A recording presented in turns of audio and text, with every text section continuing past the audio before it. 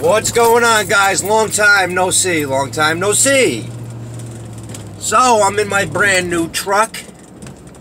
It's not brand new, but it's brand new to me. And, I just wanted to make a video. And the video pertains to this whole situation that I had to go through purchasing this thing. Okay? Not only was it a headache, but it was very, very stressful. Okay, very stressful.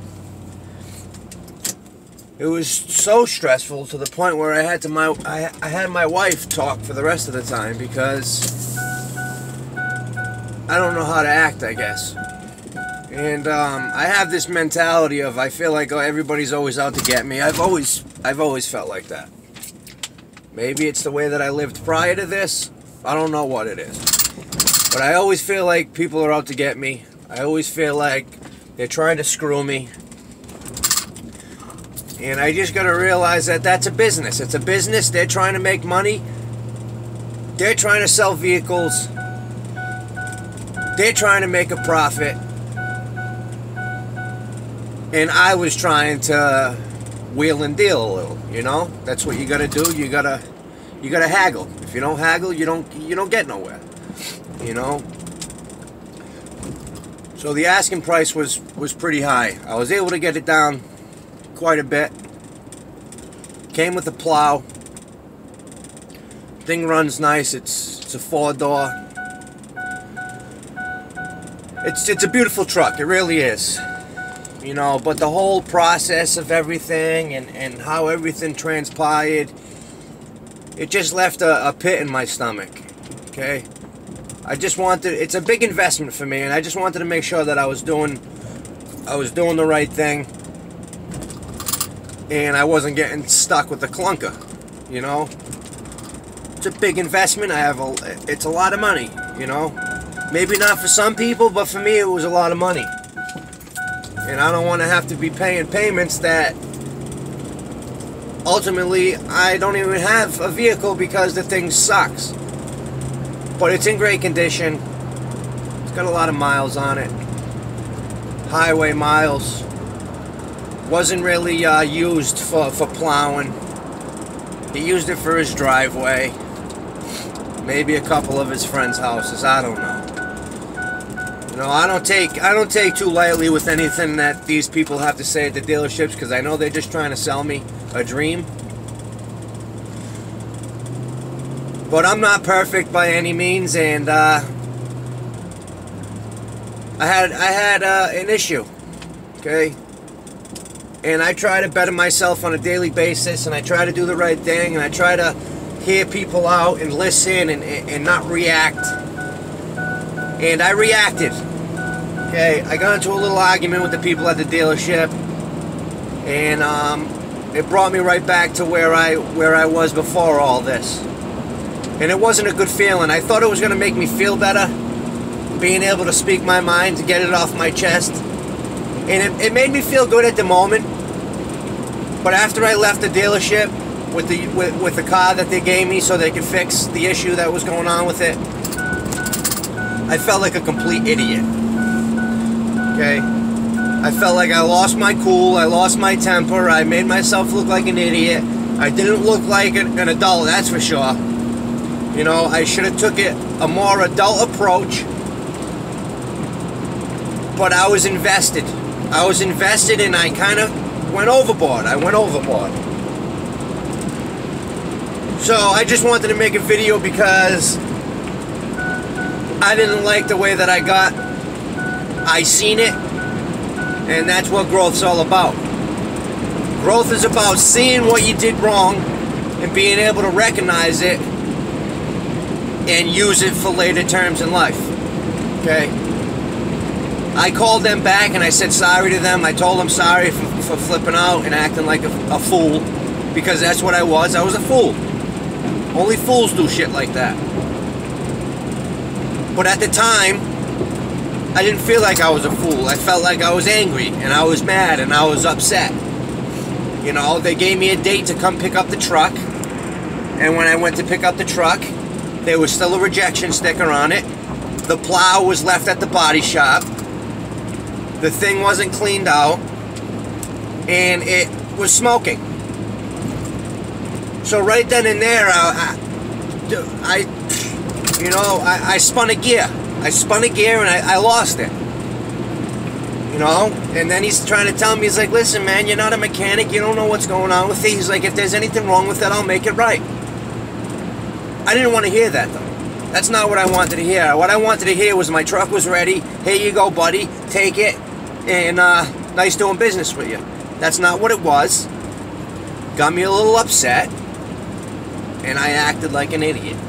Okay? Well, that's the life lessons that you got to deal with. And an investment that has a lot of money involved tends to be very, very stressful. And this whole thing has been stressful. But I finally have my truck. I'm driving it right now. The thing drives pissa. You know, they delivered it to me with a full tank of gas. It's got a plow on it. The rust was fixed. The smoking situation was fixed. They drove it for 50 miles to make sure everything was in working order. And I can't complain about it. They did what they needed to do. They fixed it. I looked in the glove box last night to get all my paperwork, and there was a stack of paperwork of all the stuff that this truck's been through. Like, the previous owner definitely kept up with the truck, and he has all the receipts in the glove box to prove it. So I'm kind of flipping out, thinking that I'm getting screwed, because that's just my mindset, that I'm always on the defensive, always. My wife always says it to me, you're always on the defensive, you're always getting angry, you're always thinking people are out to get you. And it's not the case. It's not the case. It's not the case. Maybe some people are slick talkers and they try to get shit over on me.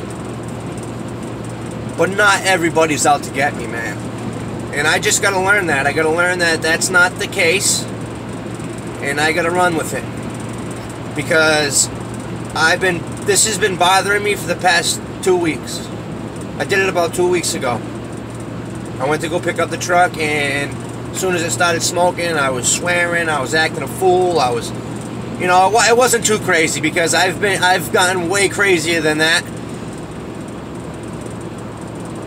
What set me off is when he said, oh, no problem, this is going to be fine, everything's going to be alright. I don't know what made me want to just lose it when he said that, but I did. I lost it. I lost it.